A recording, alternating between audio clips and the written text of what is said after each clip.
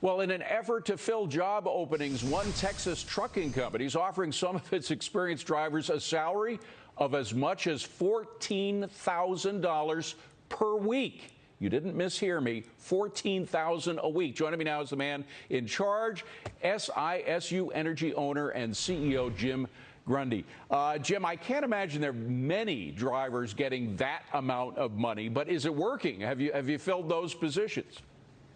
Well, we work down here in Texas, and since Governor Greg Abbott allowed us, the great state of Texas to reopen and the business is thriving down here, what we've seen is a substantial shortage of trucking.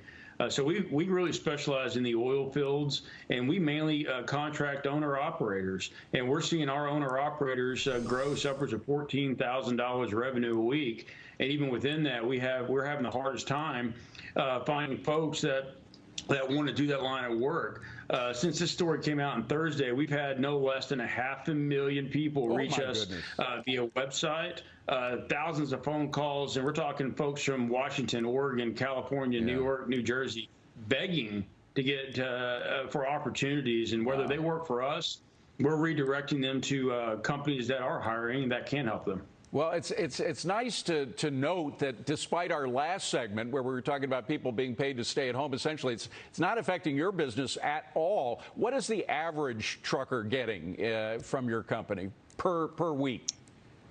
I think the average trucker, those that want to do that, the net dollar somewhere between $7,000 to $9,000 take-home pay every week after their expenses and what they're doing. And it's not just at Sisu Energy. Look, there's some wonderful energy companies down here. Texas is open. Greg Abbott's made sure of that, and we're behind his leadership. We're going to follow that. And what's sad is if Sisu Energy was located in Pennsylvania per se, these opportunities wouldn't be available right now. But because of where we're at and under our leadership that we have, we've been very fortunate. We've been very lucky, and now we're just trying to spread the good word and get people back to work and on their feet.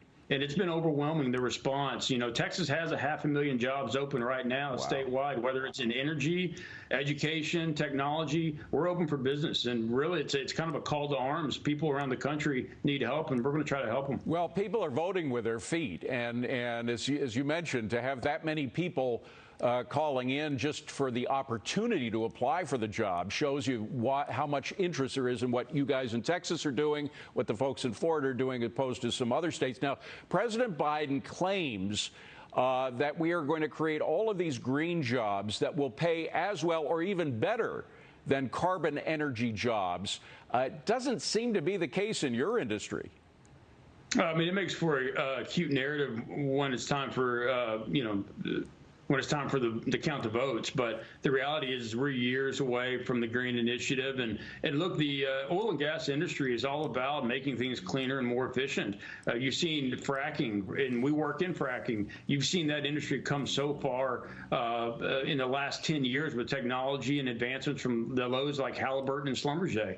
Phenomenal companies that really invest into research and development. But I mean, it's really more so a soundbite and a narrative. Our industry is doing everything it can to be as safe and responsible as possible. Jim, I got to run, but very quickly, the administration obviously doesn't like carbon energy. They talk about phasing it out entirely from our economy. Are you concerned that they may try to shut you down somehow?